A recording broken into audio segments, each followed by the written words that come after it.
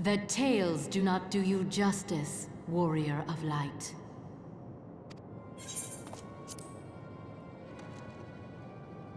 Yes, I know who you are, and you know who I am.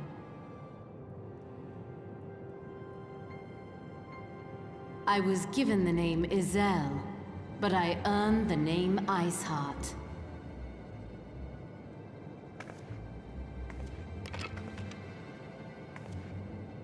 This endless cycle of hatred, of bloodshed, of sorrow. You would see it continue, O noble warrior of light. I would not. I will not. I will bring an end to this war between dragon and man, no matter the cost. In time, you will come to understand that what we do for the greater good. For Eorzea, for Hydaelyn.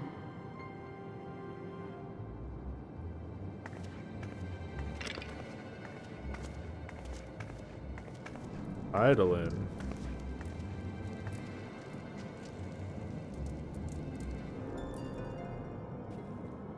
That don't sound right.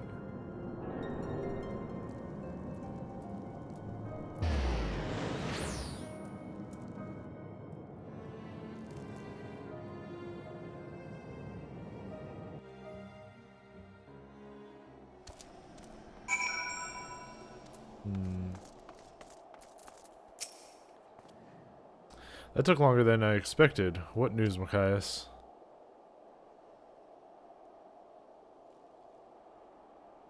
So Iceheart is but a pseudonym, not that it matters. That she managed to escape is regrettable, but from your description of that beast, you did well to come as close as you did. In any case, now that you have cleared a path, the Temple Knights can begin to survey the tunnels in earnest. Mayhap they will even find a route past the ice wall. Wouldn't that do wonders for their fight against the heretics? The Crystal Braves would certainly share the credit for it too. 12 be praised, Machias. We may yet turn the situation to our advantage. Assuming we stop Iceheart before she summons Shiva, of course. Needless to say, our fellow Scions have not been idle. Minfilia and Urengier have been busy pursuing the archives of House Forton, gathering what information they can on Shiva. Which reminds me, if you were intending to trudge back to Camp Dragonhead to report the day's events, don't. The antecedent should be here any minute. I can only assume some people enjoy subjecting themselves to this cold.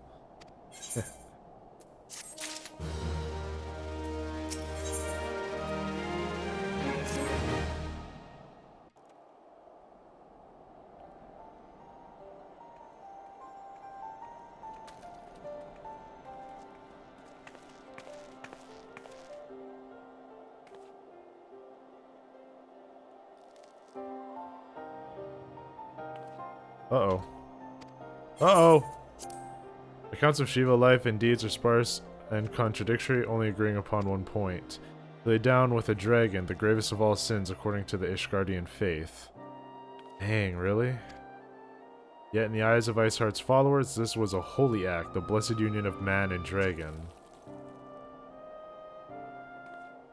Minfilia looks cute in that little dress, little coat thing.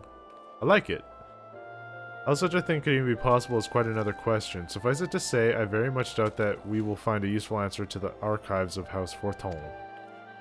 Much knowledge has been lost over the centuries, though in this case, one wonders if it's by circumstance or design.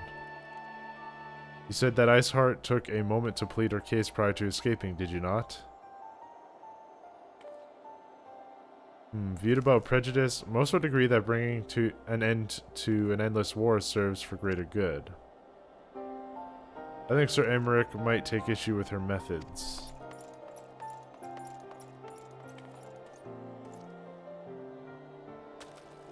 I do not care if a few stragglers manage to escape. Until the sappers confirm this tunnel is safe, the men are not to search it. Yes, Lord Commander.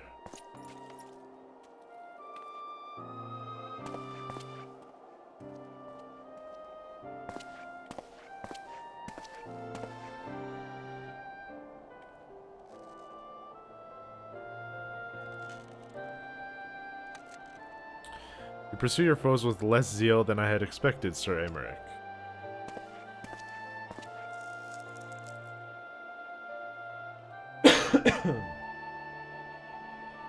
Lest you misunderstand, I do not deny that our enemy has given us good reason to be prudent. I merely meant, you being a man of faith, that I had expected a certain single-mindedness after all. Was it not by the will of Halone that your ancestors came to this land? Why they took up arms against the Dravanians? What would they have done in your position, I wonder? There are those who believe that faith is a renunciation of free will? Renunciation of free will. That unquestioning devotion is required of all who would live a life in service to the Fury. Such righteous fervor may well serve a knight on the front line, less so a leader of men. We are all at liberty to interpret the scriptures as well. I choose to believe that the Fury would value the lives of her followers over the deaths of her enemies. But I would not presume to speak for the Knights of Eld. 'Twas a different time, nay, a different era, and scripture tells us only so much. But that it told us more.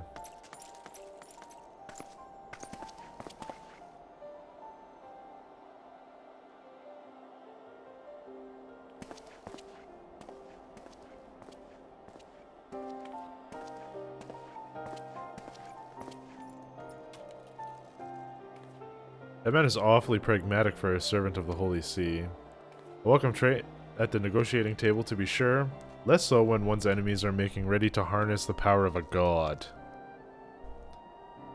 Mayhaps he does not truly believe that Iceheart's plan can succeed. Truth be told, I too remain somewhat skeptical. Shiva was real, a living, breathing woman. Of that, there can be no doubt. In this respect, she differs from every other figure to have been summoned, each of whom was worshipped as a god.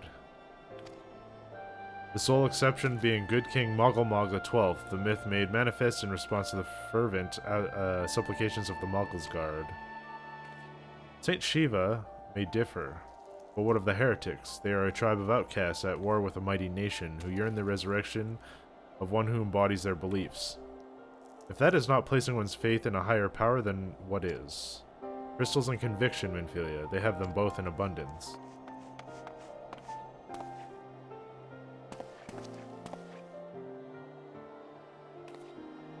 Can that truly be all that is required? My survey team has concluded a preliminary analysis of the aetherite Iceheart used to escape. They believe that she teleported to another aetherite, somewhere not far to the west. Despite the apparent proximity of the second aetherite, however, they have been wholly unable to detect its presence directly. Unless Iceheart has some means to mask its signal, I can only presume she had it destroyed to prevent us from following her. Without the means to teleport as she did, we have no choice but to search for an alternate route, most likely a tunnel, assuming one exists. Let us not give up on teleportation just yet. One of our colleagues in Charlayan may be able to assist us. I pray that you are right. I dare not think how long it will take us to survey the entire tunnel system.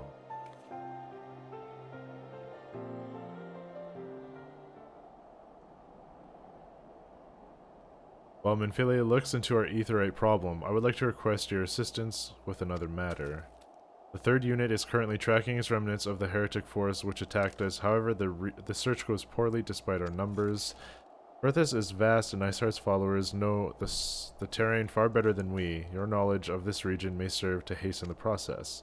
The sooner we capture Iceheart's followers, the sooner we can press them for their leader's whereabouts. Also, though it is admittedly a selfish request, I feel that my braves would benefit immensely from working alongside you.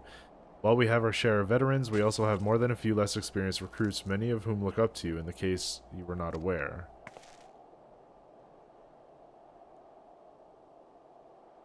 Dork nods. Good, I knew you would understand. Yu Hayes can apprise you of the details. When the task is complete, come find me at the observatorium. Captain Ilbert and I are meeting there to discuss the latest developments in his investigation. The Temple Knight shall hold Snowcloak. In your absence, let us leave them to their work. Ours is more pressing.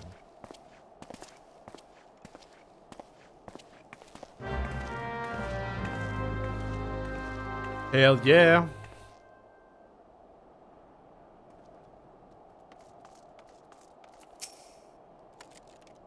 Hey, you are Machias. Commander Leveilleur instructed me to wait for you. Your assistance is most welcome, believe me. Most of the Third hail from Ul'dah, and for a man accustomed to feel the sand beneath his boots, the crunch of snow can be rather disconcerting. But to the matter at hand, nary a moment ago I received a word that heretics we seek have been making for Danafin Pass. My braves are already in pursuit, and I should be grateful if you were to join them. I myself shall be taking part in the hunt. Never let it be said that I do not earn my coin.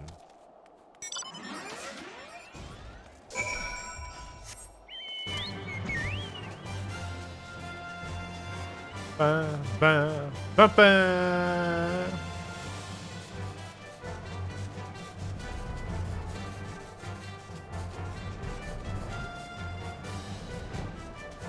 Da, da, da.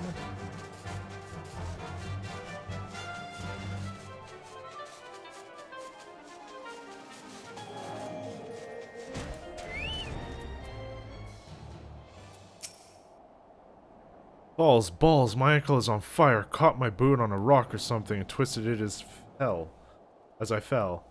The others went on up ahead through Danafin Pass. Hurry up, you might catch up. If you're unsure where to go, look for tracks. The snow is fresh, so they shouldn't be hard to find.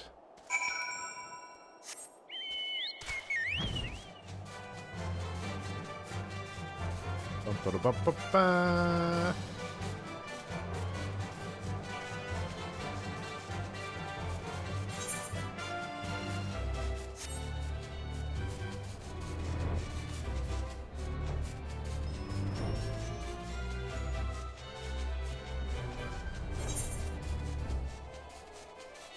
I always like seeing this. It's a nice contrast to the white.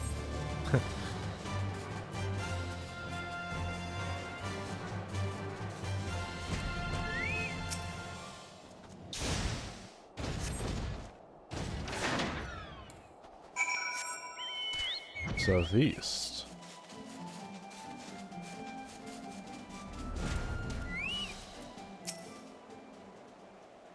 Scion, what are you doing here? The heretics? I'm not sure. There was a great scaled beast and you Hayes, I think? I think he went east on his own. The heretics split up too, so we did too.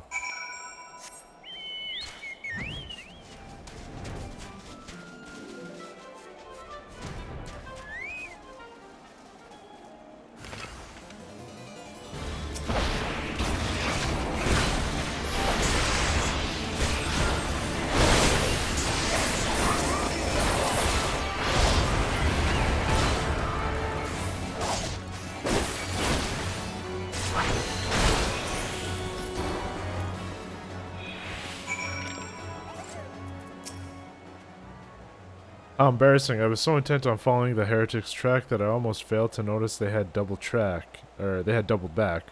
Almost, mind you. One tried to sneak up behind me and got a knife to the gut for his troubles. I thought myself alone, so I started searching for the dead man's knapsack for anything of interest, and lo and behold, before his friends found me, I came upon this. Withdraw in groups of 3 or less to the observatorium. Give the single and wait. The merchant will be watching. Speak of itself, does it not? They can possibly mean to rendezvous inside the place, so we should restrict our search to the surrounding areas. Let me rephrase that. You should restrict your search to the wilderness around the observatorium. I will need more than a moment's rest to recover from these wounds.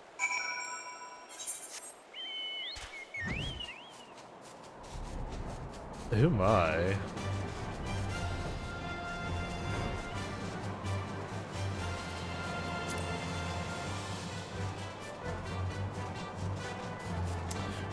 Chat, we are halfway to 54. Woo!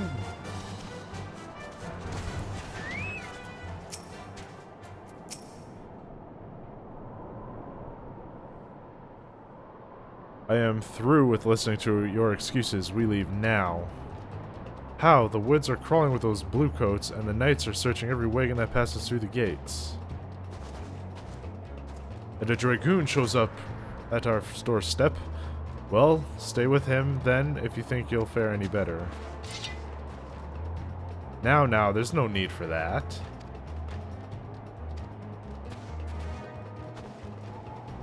There are places like this in my homeland, sacred snow-capped peaks where blood must not be shed. Yugiri! Yet your hands ever thirst for the blood of the fallen, and by your deeds it has drunk deep. No, I have done no wrong. None but meet in secret with heretics. Deny it all you want, we shall have the truth from you yet. Inquisitors are not the only ones skilled in the art of interrogation. Damn it all.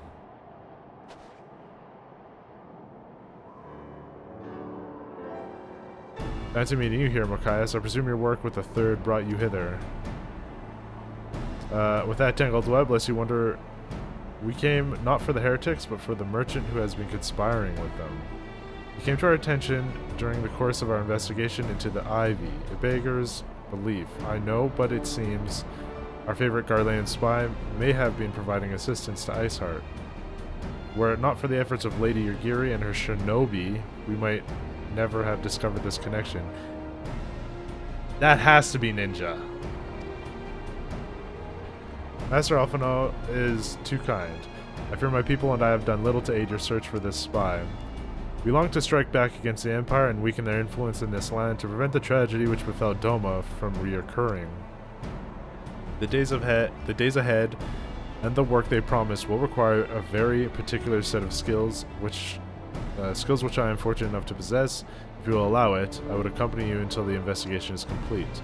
That is most generous offer, Lady Yugiri, and one which I gladly accept. Thank you. Though I may disappear for a time, know that I shall never be far, and shall always be watching. A comforting thought. Come, MochaMassiah, let us wait inside for Captain Elberd to return and deliver his report. Yeah, like, she has got to be, like, her patch, the patch where we did all her story, has got to be everything, has got to do everything with, the ninja. That's when the ninja must have come out.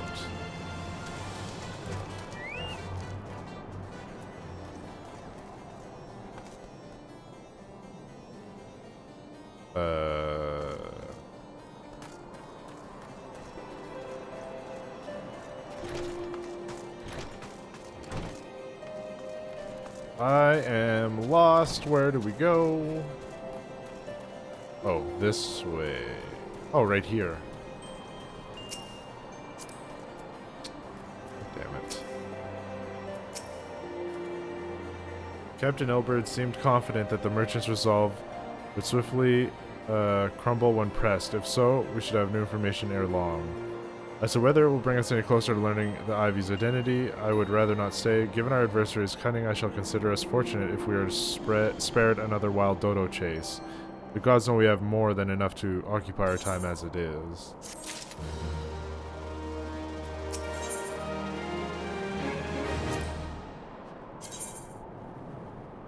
Oh. Ah. What is this? Oh, nice.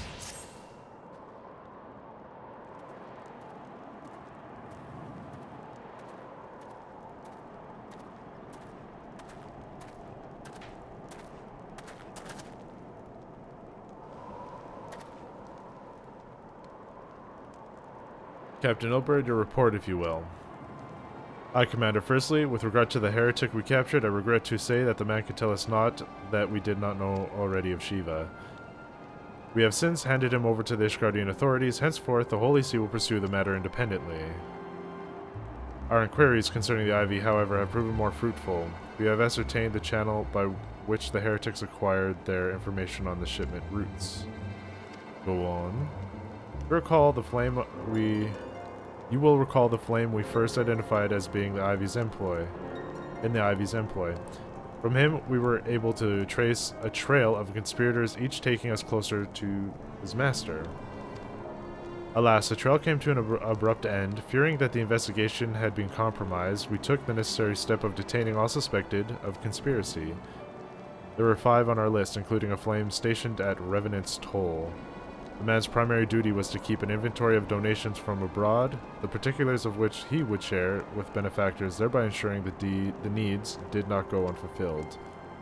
By virtue of his role, he was privy to the details of all shipments bound for the settlement. Needless to say, they included those originating from House Forton. He knew the precise route the caravan would take, and he sold that information to a merchant. I can guess which one. None other. With a little encouragement, he soon confessed to knowingly aiding and abetting with heretics. Well, that is one mystery solved at least, but what of the Ivy? Are we any closer to prizing off his mask? I dare say we are, Commander. A relentless pursuit has forced him to commit a grave error. In a desperate bid to cover his tracks, the Ivy resorted to exercising certain administrative powers available only to high-ranking members of the Immortal Flames. If you consider, then, that our investigation is known to barely a handful of them, the field of suspects is greatly narrowed. You mean to say that the agent is among Ralban's innermost circle? Someone who has been with him since the Immortal Flames' establishment? Is the most plausible explanation. The infiltration likely occurred during the company's founding, with the groundwork for the act being laid beforehand.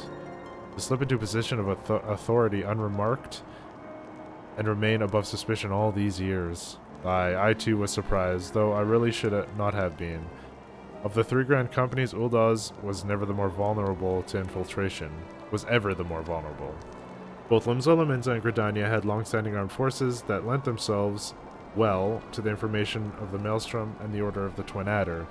To all intents and purposes, it was the same people, loyal one's mind, under the same leadership, only the banner was different. Not so the Flames. Uldaz's military was made up of desperate orders, most of which were glorified mercenary companies that answered only to their own paymaster. Hardly an ideal environment in which to establish something as high-minded as a grand company. The difficulties Ralban faced when founding the Immortal Flames are well known. Even after he had convinced his fellow syndicate members to share the costs, there remained the small matter of finding enough bodies to fill the ranks. EGAD's espionage! How's it going, Steve? Good morning. Indeed, and given the pressing nature of the Imperial threat, that meant recruiting every passing sellsword. Amidst the chaos of its founding, it would have been a child's play to infiltrate the company. A good deal easier than now, eh? The Immortal Flames have never been caught between conflicting interests, the public and the private. Though the monetarists ultimately agreed to support the organization's founding, 'twas not out of charity that they did so, but simple self-preservation. Had Nell Van Darnas's ambitions been any less apocalyptic, you may be sure that they would never have risked supplying Ralban with an army. It is but a wonder they did not attempt to extinguish the flames the moment the danger had passed. Returning to the present. Even as we speak, their Doman allies are shadowing several high-ranking flames, any one of whom could be the Ivy.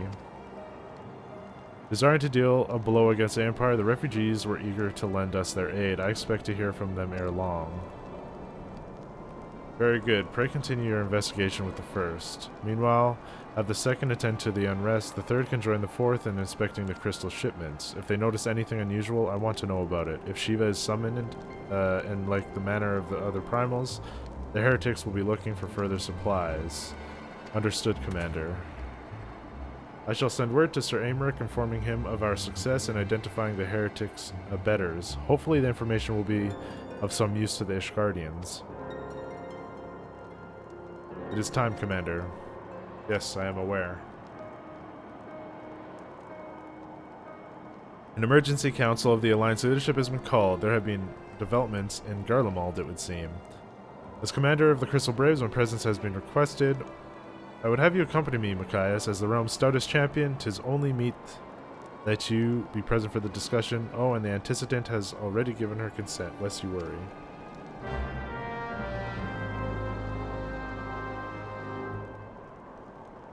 Hell yeah!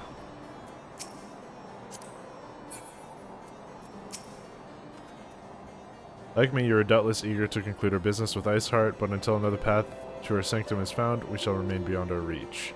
Ophelia and the Archons are sparing no effort to secure an alternate route. Until such time they see, I suggest we give some thought to the realm's other problems. Let's go ahead of Gridania and readiness for the coming council. Meet me at Nofika's altar, and we shall make our way to the Lower Strand together.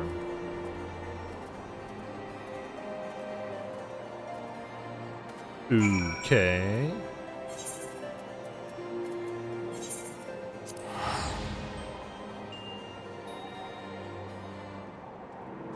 Who's the stud sitting on the bench? I don't know.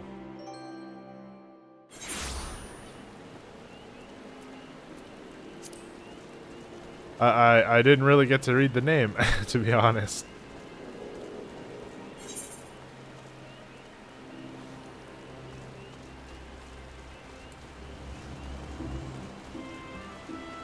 Was that you?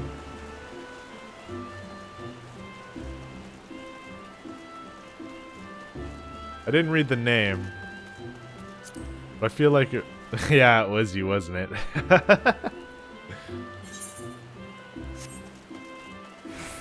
All right.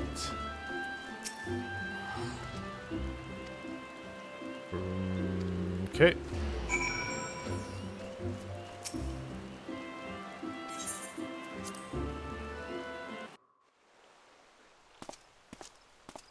I think this is going to be voice acted.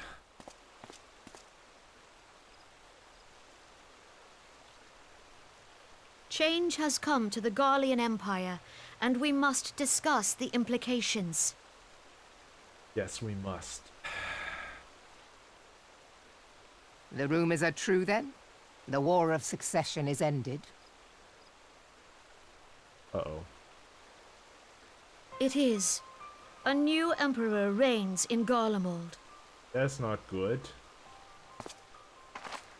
Who?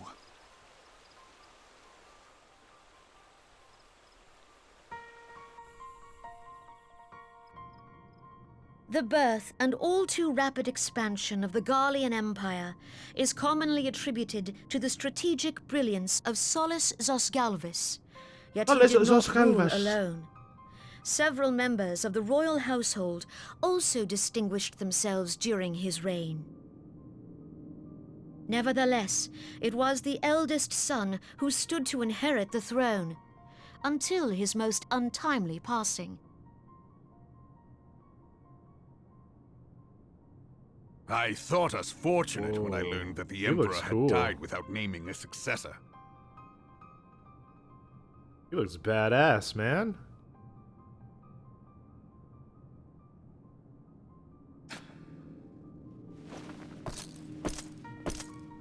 Would that the Garlean Empire had died with him.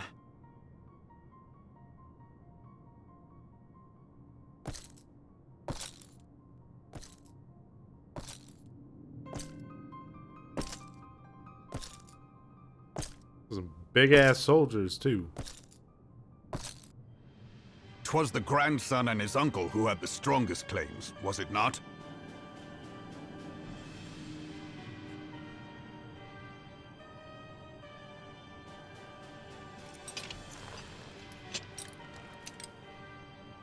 Indeed, yet claims count for little without the power to assert them. High Legatus Varus Ye Galvus is a respected military leader. Not so his Varus uncle. Ye Gallus.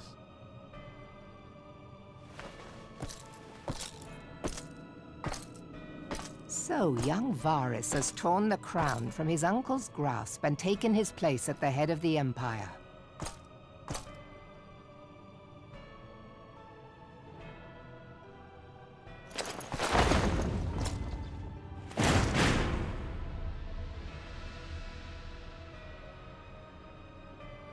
Bro looks like Kanye from the music video.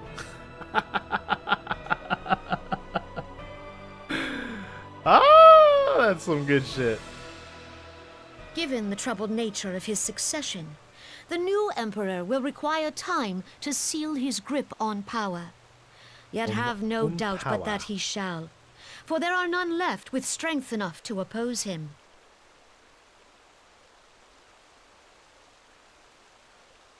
Since the success of Operation Archon, the remnants of the 14th Legion and the forces occupying Alamigo have done naught but fortify their positions. But you can be sure they'll be ready to march on us again, if their Emperor gives the word. When, not if. They say this Varus was so set upon Eorzean annexation that he spoke out against the Meteor Project. Plainly, the new emperor's intentions are of great concern to us all.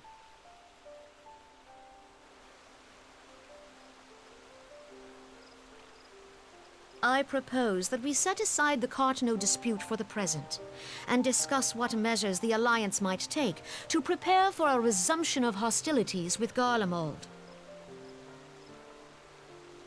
Moreover, I move that we re-examine the question of how our former allies in Ishgard might be persuaded to retake their place at our side. Could Eorzea but stand as one, 'twould deal a grave blow to our enemies' ambitions.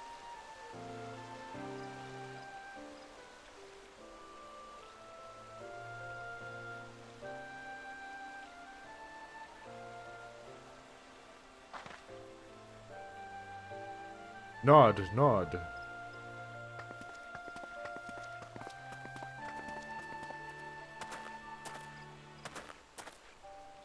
Well, I suppose we should be grateful that they have finally acknowledged the inevitability of Imperial attack.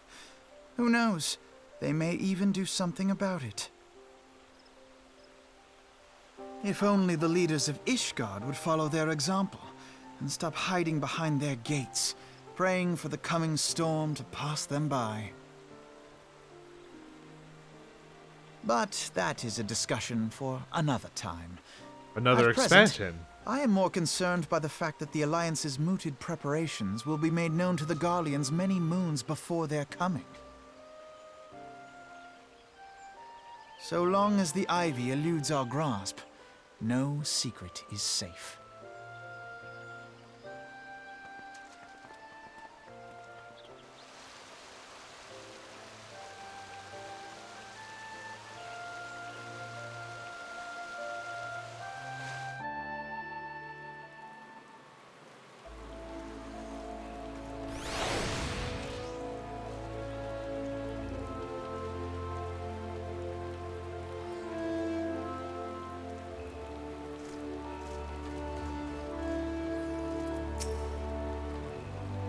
It will not have escaped your notice that the nations of Eorzea are no nearer to being of one purpose, despite their protestations to the contrary. Plainly, the threat of resurgent Garlemald is not enough to stir them.